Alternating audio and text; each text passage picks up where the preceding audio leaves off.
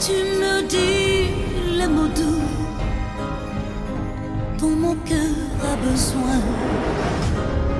Je veux faire de ma vie toute magnifique.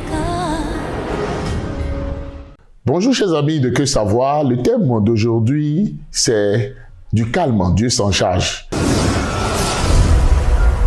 Du calme, Dieu s'en charge, c'est une phrase que nous voyons très souvent sur les motos, les véhicules, même sur les ateliers, et c'est la phrase de beaucoup de personnes. Je viens parler de cette phrase alors dans cette émission. Oui, du calme, Dieu s'en charge. Dieu s'en charge, c'est avoir de la foi, c'est développer de la foi. C'est avoir confiance en ce Dieu qui est capable de guerroyer pour nous, qui est capable de nous donner la victoire sur nos ennemis, qui est capable d'agir lorsque nous ne pouvons plus agir. Oui, du calme, Dieu s'en charge, c'est le fait que nous sommes en train de prier, que nous avons réellement confiance au Dieu de Jésus-Christ pour qu'il puisse faire de grandes choses dans nos vies. Mais le mais dans cette affaire, c'est que ce n'est pas seulement Dieu qui va s'en charger de tout et de rien. Parce qu'à des moments donnés, Dieu nous demande des actions. Dieu nous demande une attitude. Dieu nous demande des comportements. Mais lorsque nous croisons les bras, par exemple, et nous refusons de travailler, alors que ce Dieu-là a dit qu'il bénira l'ouvrage de nos mains, alors nous allons rester dans la misère, nous allons utiliser à temps et à contre-temps cette phrase du calme, Dieu s'en charge. Mais Dieu ne va pas se charger de nous nourrir, il ne va pas se charger de nous loger, il ne va pas se charger de nous vêtir, il ne va pas se charger de nous soigner, il ne va pas se charger de notre instruction. Ça, c'est les 5 besoins fondamentaux. Ça veut dire que ce Dieu-là, il fera ce qu'il a à faire. Et d'ailleurs, il l'a déjà fait. C'est pourquoi à la croix, Jésus-Christ a dit, tout est accompli. Maintenant, Dieu attend de nous que nous soyons maintenant dans l'action.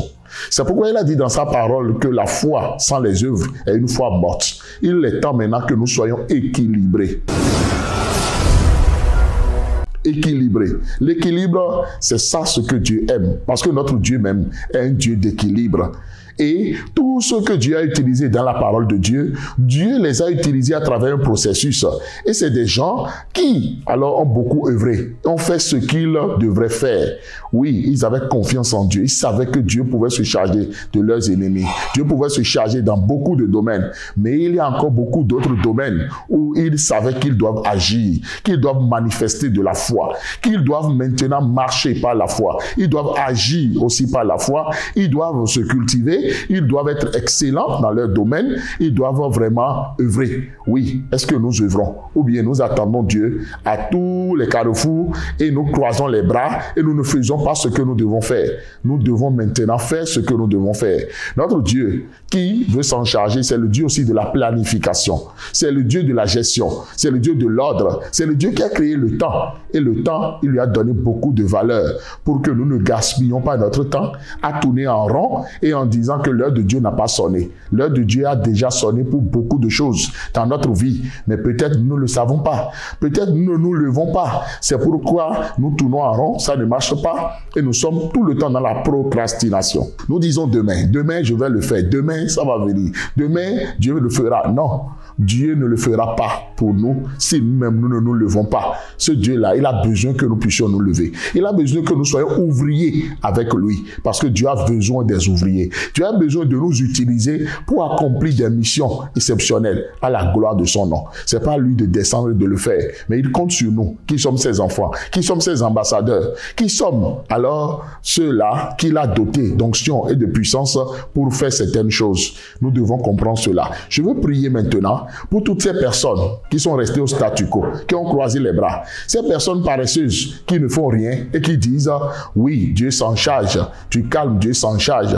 Non, nous devons comprendre alors cette phrase et savoir dans quel cas il faut l'utiliser et dans quel autre cas Dieu ne va pas s'en charger et que Dieu nous attend pour pouvoir agir. Je veux prier pour que la grâce de Dieu parle dans la vie des uns et des autres pour que nous soyons équilibrés. Si vous suivez cette vidéo et que vous n'êtes pas encore abonné à cette chaîne, abonnez-vous à cette chaîne, likez la vidéo, partagez cette vidéo pour un grand nombre et que le Seigneur vous bénisse. C'était le pasteur Jido Prudence Aimé.